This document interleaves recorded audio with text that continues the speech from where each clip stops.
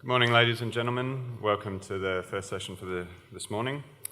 This session is Lessons from 250 million Breached Records with your presenter, Troy Hunt.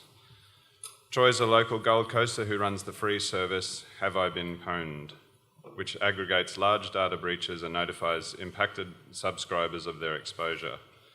He's also an author for Pluralsight, where he creates online security courses for developers, and is a Microsoft Regional Director and Most Valuable Professional. Now, Troy said his presentation is going to run right down to the wire, so might hold off for questions. He said he was going to hang around after the session to take any questions. So please make Troy welcome.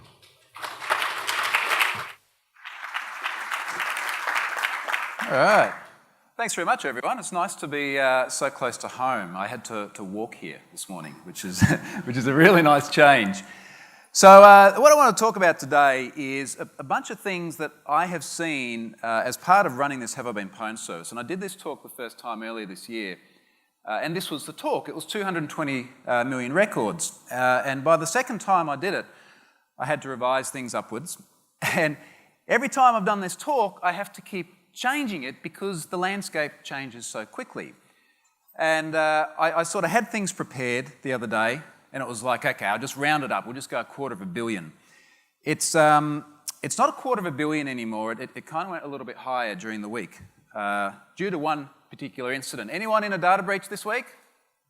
Yeah, look, either you are or you don't know you are, because pretty much everyone was in LinkedIn, which took the total numbers of individual breached accounts that I've got in this system up to just over 500 million, which is kind of a crazy number. So what I want to talk about today is some of the things I've seen running this service. So some of the people I've had interactions with, some of the ways that they're sending data, the way they're monetizing data, and hopefully give everyone just a little bit of insight into what's actually going on behind some of these data breaches. But one of the things I find really interesting when looking at security incidents is the way hackers are represented. And we probably all see this, right? Like we see the news. There's a story about hackers in there, and we see some interesting patterns. One of the things about this is that hacking incidents make the news like so many other technology things just don't. It's actually mainstream consumer news. And if you have a look at the way hackers are represented, you start to see some patterns. Now, here's what stands out to me here, and you'll see this throughout the talk. It's a recurring theme. Hackers have hoodies, which is one thing. That's very important. Hackers very much like binary as well, and they very much like green. Now, we all see this, right, in all these stock photos, and there's a certain perception which is created around the way hackers work. So it's interesting looking at things like Cujo. Cujo's little Kickstarter project. It's security in a box for consumers. And they have this little video. You may not know it, but you've probably already been hacked. Thousands of hacking attacks occur each day. Now, notice how that ticks all the boxes, right? So we've got the guy in a hoodie, so we know he's a hacker. He has a green screen as well, so you know that's good. Some scary music, because we've got to instill enough fear in people that stuff will go wrong that they go and buy the security in a box, because they've already been hacked even if they don't know it. But there's a curious thing about this, and you have a look at the screen that he's typing into, and I'll zoom in on a little bit of it here. And there's a browser Chrome on the screen the guy is hacking on. And I thought this was really curious. Like, I want to know how he does this because I might learn something, right? And I figured it out, and here's what you do, and any of you can become a hacker by doing this as well. What you do is you go to a website called hackertyper.net. Now, you've got to put it in full screen, otherwise you give the game away. And then, as you type, that's what happens. This is exactly what he used in that video. I literally zoomed in, and it's exactly this code. They are selling security in a box because a guy in a hoodie typing on a green screen in a browser is hacking your things, apparently. So we have this really inconsistent representation of hackers. Now, the reality of it is, oh, did you see this one as well? This is the dormant cyber pathogens. This was on the news just the other day. This was one of the stock photos. We'll talk more about stock photos later on. Notice also he does have a hoodie, so therefore we know he's a hacker. So this is the way these incidents are being represented and the way the threat actors, as we'd call them, are being portrayed. And the reality is actually quite a bit different.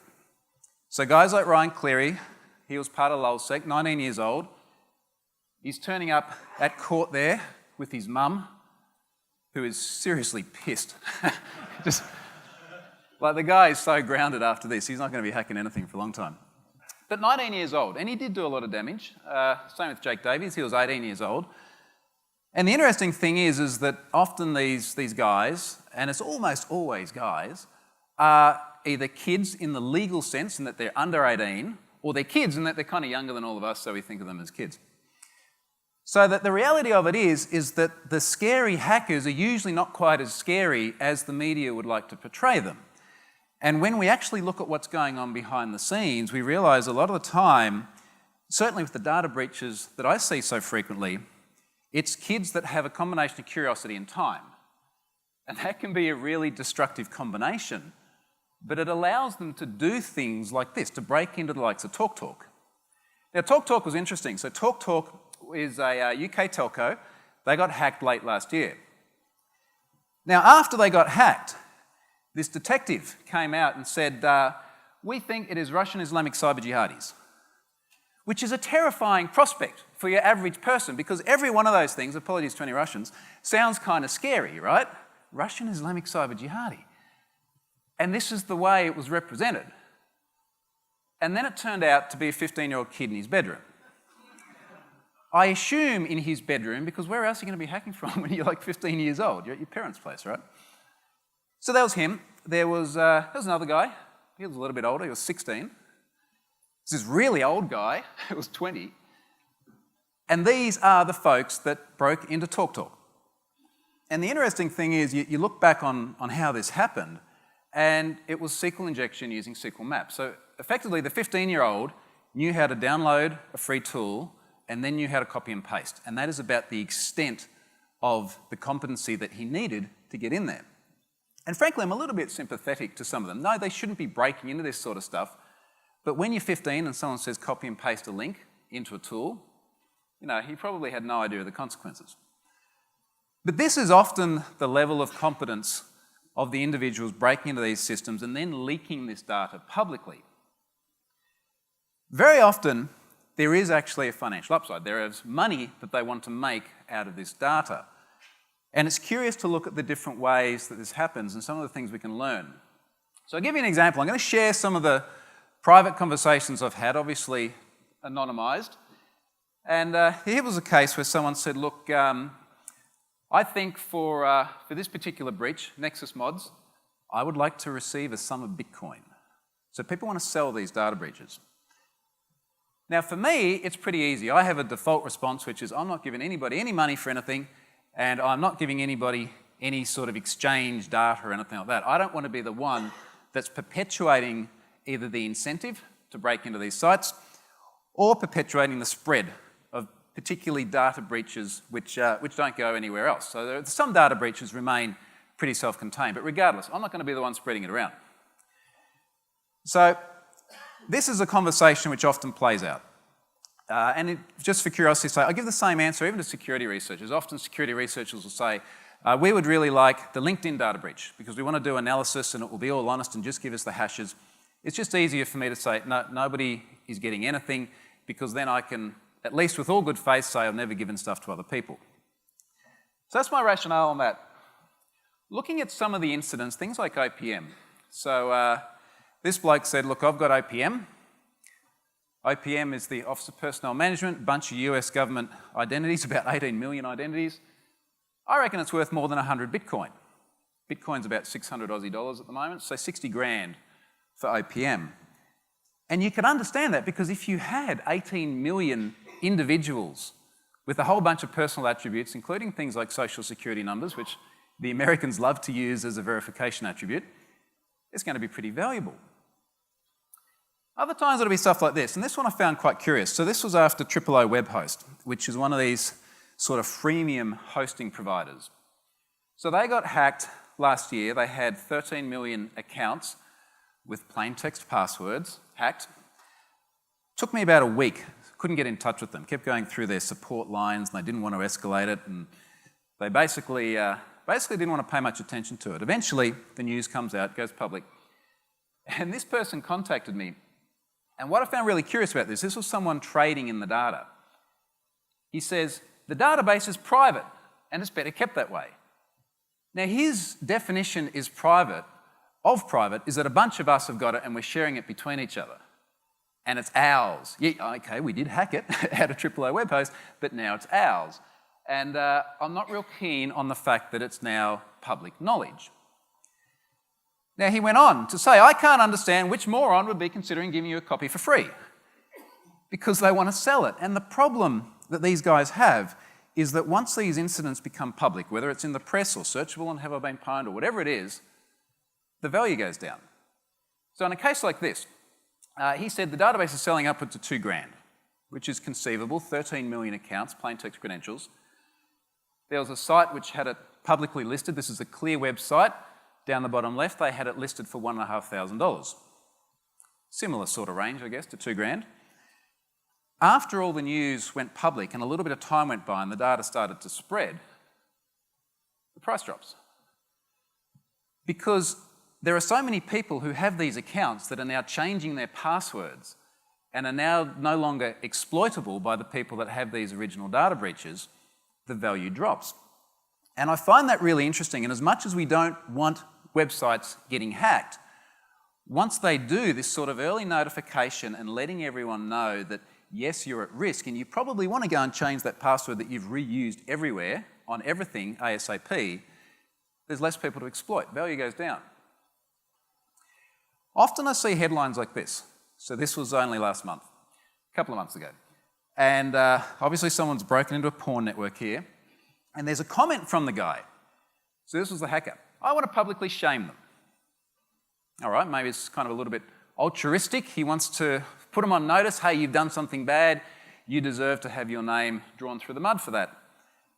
And it was almost sort of represented as though he's doing this for the good of society. Says the guy who's selling the data. So there is very often a financial upside for these guys. They want to monetize the information that they've stolen or that they've traded with someone else. Now, a lot of people sort of say, okay, well, like, where does this come from? How hard is it to obtain this data? Am I sort of spending all day trawling around the dark webs? How do I find this information? And the reality of it is, it comes from a variety of different sources. And now that this service has been running for a little while, there's enough people that follow it and support it. Many of them who sort of travel in these circles where they're trading data, who come to me and say, look, such and such has been hacked, I'd like to send you the data. So I get messages like this. So this was the person who sent me the AAA web host data. This was the original email from him. And there's sort of a couple of interesting things here. So one is that very often what these guys do is once they have the data, they'll upload it to a service like Mega. So there's no authorization or anything around how you access this data. It's just a great big long obfuscated link. They'll send it over and go, here it is. This guy, with the benefit of hindsight, may not have been so bright because he said, I'm going to give you 2 million out of the 13 million database. The 13 million database, so 13 million individuals, is a bit secret. I don't want to share it. He did accidentally upload the 13 million record one, so maybe not paying a lot of attention there. But the interesting thing about this particular guy, so the data went out there, it got press, so it had lots of headlines. He then got really, really nervous afterwards. He sent me this. And what struck me when I read this is how much it sounds like a kid. It sounds like someone who has not thought through the ramifications of what they've got themselves involved in. And it kind of speaks to that point earlier on about a lot of the time, these are legally minors or very young people who really haven't considered the social consequences of what they're doing. Other times I'll see things like this. Now this is an interesting one. So someone reached out, I think it was last year, and said, I've got some data for you from a Dutch financial institution. And particularly once it's dealing with money and there is serious ramifications on people, it all gets very delicate. I tend to not try and ask too much about, did you go in and hack it, or did you get it from someone else? But when they literally send you a screen cap of SQL map where they have extracted the data out themselves, like the ambiguity goes away. Note also green. He did actually put his screen into green before he started. For anyone looking at this and going, look, I've been doing it wrong, I really need to go green, if you do jump into a command window, it's just a little bit of colour A and you'll be good to hack. So that's what most of these guys appear to be doing. Now, in this actual case, I end up getting in touch with the organisation. There are a lot of data breaches you never see on Have I Been Pwned that stay quiet for various reasons. In this case, I got in touch with the organisation. This was something which didn't seem to have spread very far. They managed to deal with it all internally. It's a listed company dealing with very, very sensitive financial information. So they kind of cleaned up a little bit quietly. Oddly enough, though, after that, I've since had multiple people reach out and say, by the way, would you like XYZ data? So even when you think these things are contained, once it sort of spreads just that little bit far enough, it's very hard to put the genie back in the bottle.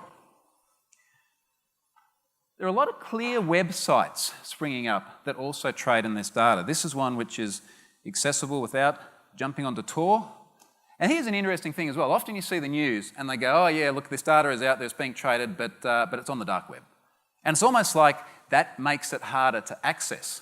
The sort of guy, most of you probably know, jumping on the Tor is not a particularly difficult thing. You download the Tor browser bundle or you go to web to Tor, and it's, for all intents and purposes, the barrier to entry is a fraction higher than clear web.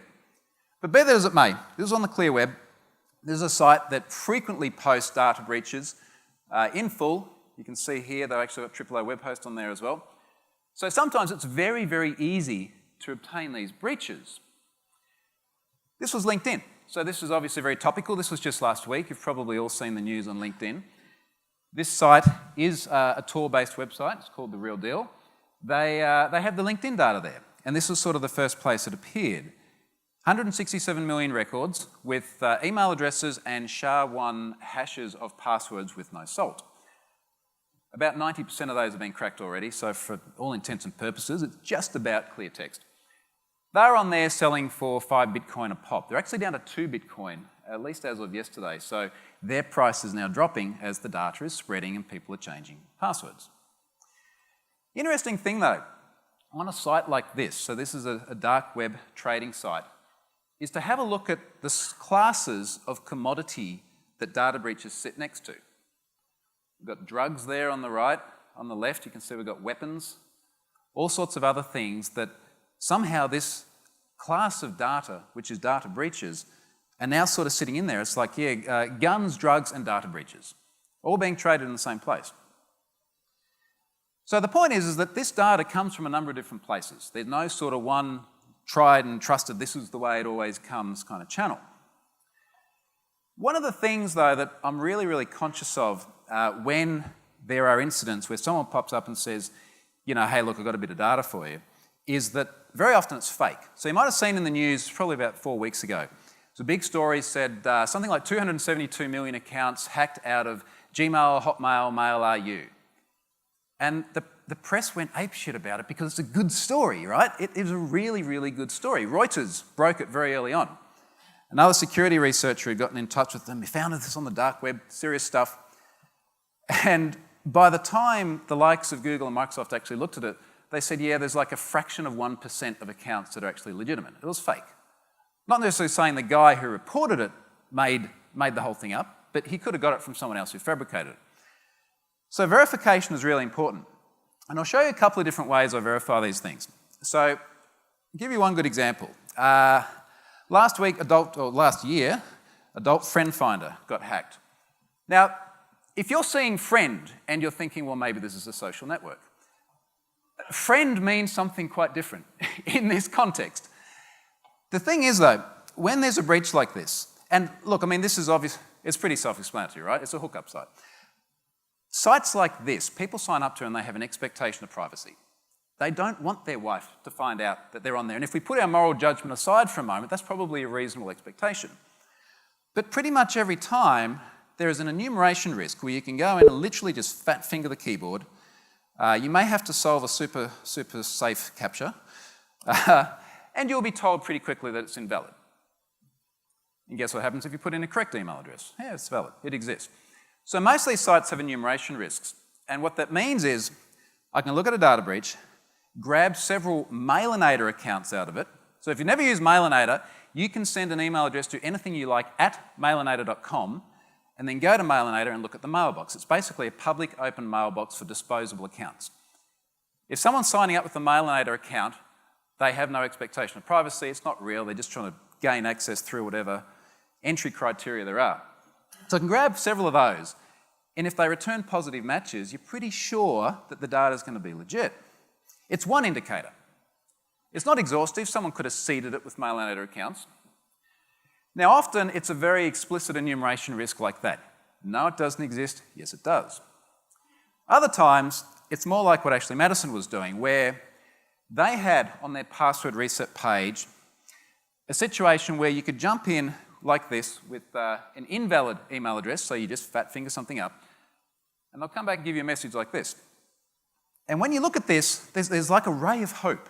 If that email address exists in our database, you'll receive an email. And you kind of read that and go, well, if it doesn't exist, maybe I won't.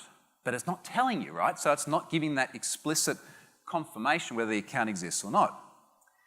So I created a research account. I've had to explain to my wife many times how many research accounts I have. And created a research account, did a password reset, and I got this message. Do you see any disparity between the results? So it's an implicit enumeration risk. So it's telling you that they don't have an account, but it's not quite telling you black and white like Adult Friend Finder does. So that's one really easy way. Most websites will do this, if not on password reset. Many of them will do it on login, many of them will do it on registration, many of them will do it as a mechanism of brute force protection because they will lock out an account that exists after 3 or 5 failed attempts, but they won't lock out an account that doesn't exist. More recently, I've been using this approach. So I've got approaching 500,000 subscribers on Have I Been Pwned. It's a free thing. You just go in, put in your email address, you verify it, you get an email with a nonce in it and go, yes, I did actually want to be on here. And now, often when a data breach comes up, I'm saying, okay, well, let's find which of my subscribers, so people that have entrusted me with looking for where they're exposed, which of my ones are in there? And I'll grab maybe 20 of the most recent people who've signed up, so it's still kind of front of mind. And I'll say, look, your name's come up in a breach. Would you be happy to help verify it? And usually they say yes. I've not had anyone say no. I'm sure a lot of the time the mail just goes to spam. But certainly everyone that's replied has gone, yes, I'm interested. I mean, that's why they've signed up, right? So I'll send them a little bit of data. Send them something like this. You know, nothing too sensitive. Something like, you know, when did you log in? What's your location? Who's your ISP based on the IP address? This lady, very unfortunately for her, was also on TalkTalk. And she's like, oh, geez, I just had TalkTalk, and now I've got this one. So unfortunately, many people do see themselves over and over again. Anyway, in this case, she came back and said, yes, in this case was VTech. I did actually register on there. So now you've sort of got this confirmation from the person who was on the site that they existed. I did this recently with the Philippines Election Commission breach. 55 million people in this breach. That's half of the entire population. And one of the guys actually sent me like 2 characters out of his passport as well, because a lot of passport data that was leaked. So it's not just them sort of having some kind of confirmation bias. They're actually providing a secret that only they'd know. So that's verification. I find the way companies respond is also interesting. And I think we can sort of draw a lot from their priorities when we look at what they say after a breach happens. So if we look at Avid Life Media, parent company of Ashley Madison. So we had over 30 million people hacked out of Ashley Madison. Now again, it's an affairs site, right? It's there to commit adultery. These people are worried that their life is going to be destroyed. Their wife's going to leave and they're never going to see their kids again. And the first thing that Avid Life Media tells them is, hey, good news, your credit card's all right. You know? And the guys go, I don't give a shit about my credit. Like if my credit card's owned, my bank will give me fraud protection, I'll get a new card in the mail. Like the worst thing that will happen is I've got to go and change my direct debits, which yes is painful, but less so than your wife leaving you. But that is what they focus on. Same again with VTech. VTech lost a whole bunch of kids' data. the first thing they focused on was your credit card is okay.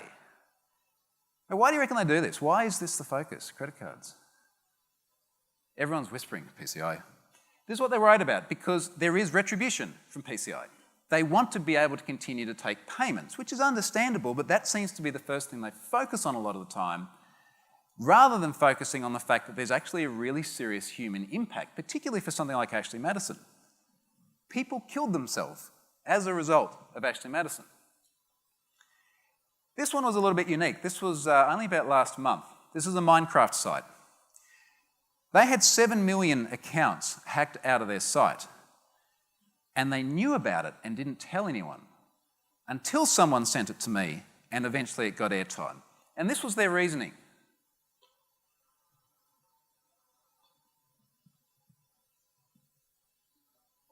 And they weren't really sure of why this was not a good thing. Now, after this went out, the number of people that popped up and said, well, hang on a second, I've used this email address everywhere, this password everywhere. And this is the problem, because these credentials are exploited in other locations. And these guys just had no idea of the ramifications downstream to other services. In fact, what they did is they forced a password reset so that when you next logged onto their service, you had to change it. Now, of course, this was after you logged on as well, so if someone had their credentials, they would have logged on and they would have done whatever you can do with a Minecraft site. Or you could log on to someone's Gmail or their social media or all these other places where the credentials are reused. So often these sites don't think about the downstream ramifications. We've seen this from LinkedIn as well. There's a lot of weirdness about who LinkedIn has notified about who was in the data breach. And there's a lot of people who had changed their passwords shortly after LinkedIn was originally hacked in 2012 on LinkedIn, but they haven't changed it anywhere else. But LinkedIn may not have sent them a notification because they said, well, you changed it on our service. Do you really need to know? Now, I find the way the press covers a lot of this really interesting. There's a lot we can learn by looking at the way the press covers data breaches. And if we look at LinkedIn last week, this was sort of a follow-up story. So Lorenzo from Vice, who does Motherboard here, he often writes a lot about these incidents, often gets very early stories. He's one of the guys I often work with when something comes up, and he says, look, can you see if this is legit or not? So he sort of broke this story about LinkedIn originally, and then he had this follow-up story a week ago. All right, so this is precisely what I was just talking about. So accounts from LinkedIn having password reuse and then other things being hacked, so people's Twitter accounts being taken over. So he wrote this story, which is okay, that's fine. And then on the Real Deal dark market site selling the data, they used his story in the description in order to give authenticity to the data. So it's almost like they leveraged the press. And we saw it with the guy earlier on. Yes, I'm doing this to make them aware of the issues. By the way, the data's for sale. So they leveraged the press in a way that works in their favour. Now, it's also interesting to look at the sort of stories that the press will cover, because sometimes there are incidents which are a lot smaller, but due to their nature, the press picks them up and covers them. There was this one recently, and I've got to be honest, I never expected to see my name in a story with a headline like this. For those of you who may not be familiar with the term, wait till you get home before you Google it. Get a very stiff drink before you start looking for it. This is what it was. So the fisting site. There's no way to sugarcoat it. This was 100,000 records, which in the scheme of data breaches is not a lot, but it is a really salacious story. So it gets picked up and it gets covered. But one of the things that I found amusing about this, as amusing as a story about this can be, is the press always has to find stock photos. Right? And I'm looking at these photos, and they're fairly predictable rubber glove style photos. But I think the prize of the best stock photo of probably all time has to go to the Register.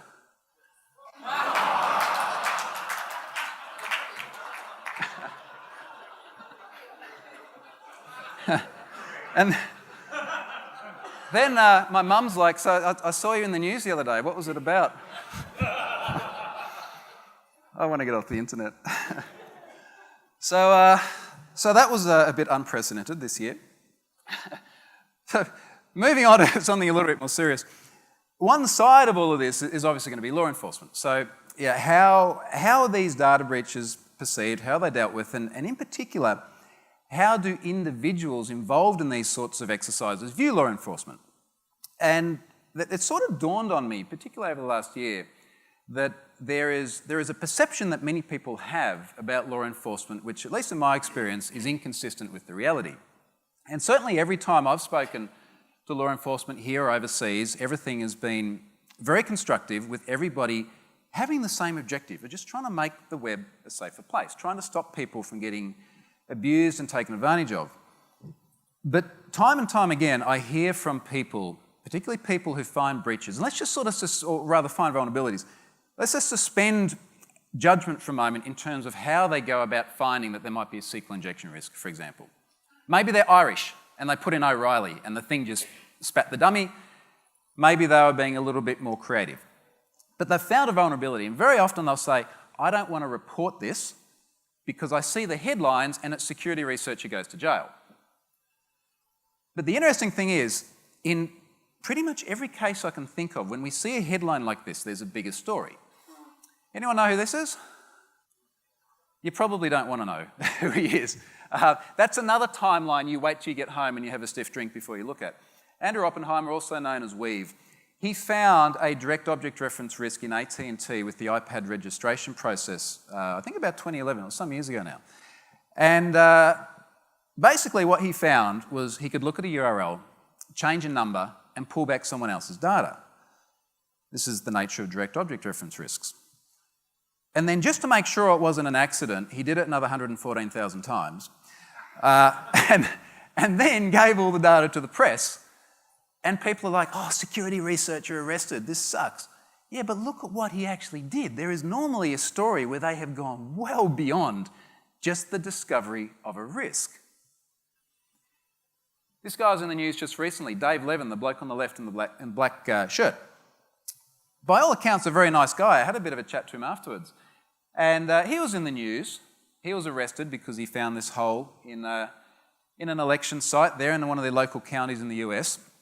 But what happened with Dave, and I think quite frankly all of this was pretty political, because the bloke on his left is campaigning for a particular seat, and it was just very coincidental that he somehow found a SQL injection risk on the site. So he found this SQL injection risk, and then he fired up Havage, which is a pretty Mickey Mouse SQL injection tool, whacked the URL in, sucked out all the data, including the plain text credentials to authenticate to the admin interfaces, logged on to the admin interface with the plain text credentials, videoed the whole thing, put it on YouTube, and wouldn't you believe it, he got arrested. You know, like, this is the story behind that.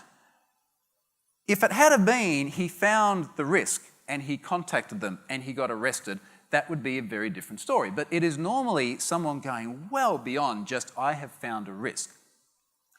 So in that context of law enforcement, I think this is really important, where we want people, when they identify vulnerabilities, to have channels where they can disclose ethically, and obviously things like bug bounties are getting a lot of traction these days, but not to be fearful of going to jail just for finding a risk, because usually there's a much bigger story behind it. So, sort of thinking about how we can try and fix all this. And none of it is an easy problem, but there's a few things that really stick out to me looking at these incidents time and time again. And one of them is we've got to get really early notification. So that lifeboat example was probably at one bad end of the extreme. It took months, and in fact it was a conscious decision not to tell anyone. If the data hadn't been given to me, I don't know how long it would have taken before people actually realised. Even with the likes of Forbes, so Forbes got hacked, they had about 1 million accounts leaked a couple of years ago. They took about a week before they let people know. I mentioned Philippines Election Commission the other day. 55 million accounts floating around there on the web. They still refuse to acknowledge that that data came out of their system. They acknowledge they got hacked because their entire site got defaced, so they can't really deny that. But they're not reaching out to people and saying, hey, very soon after the event, all your stuff just got leaked, you now need to think about where you need to change your password. Possibly change your passport, given the data they leaked.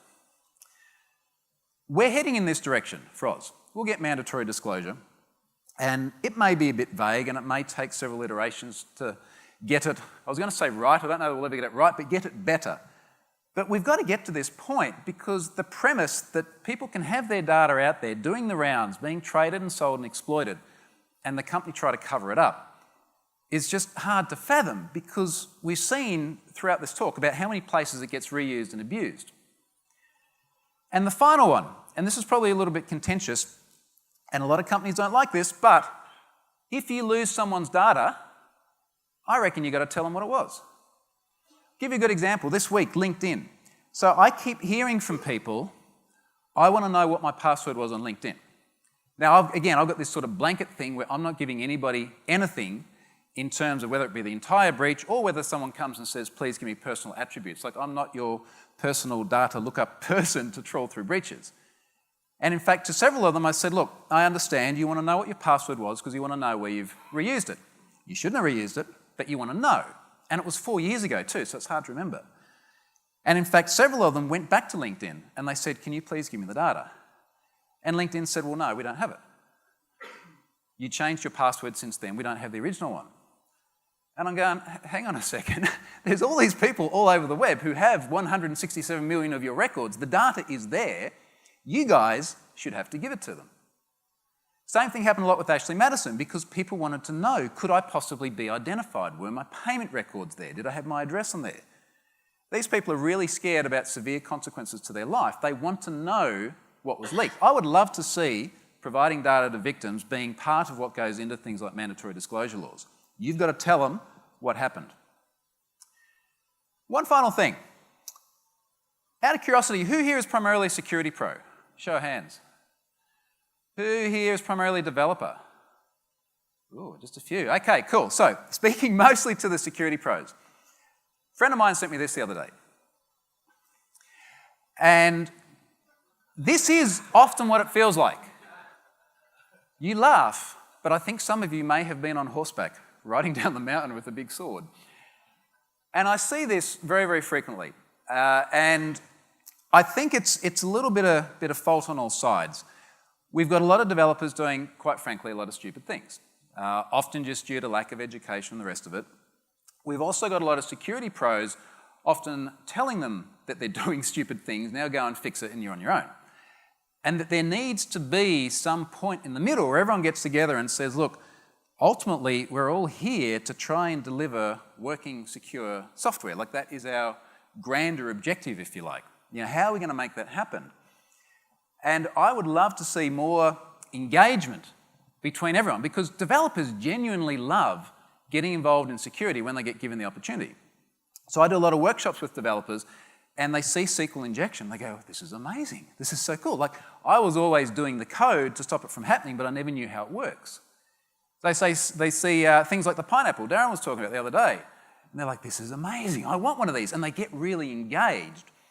And for those of you that are security pros, you've got this opportunity to sort of take them on that journey and get them excited about security.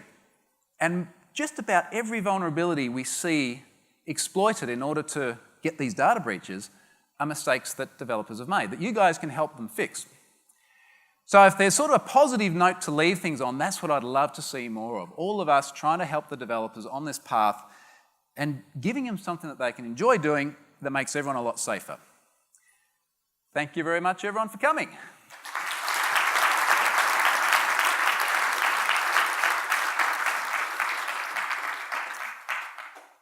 I know I'm out of time. If anyone wants to come and see me afterwards, I'll hang around for a bit.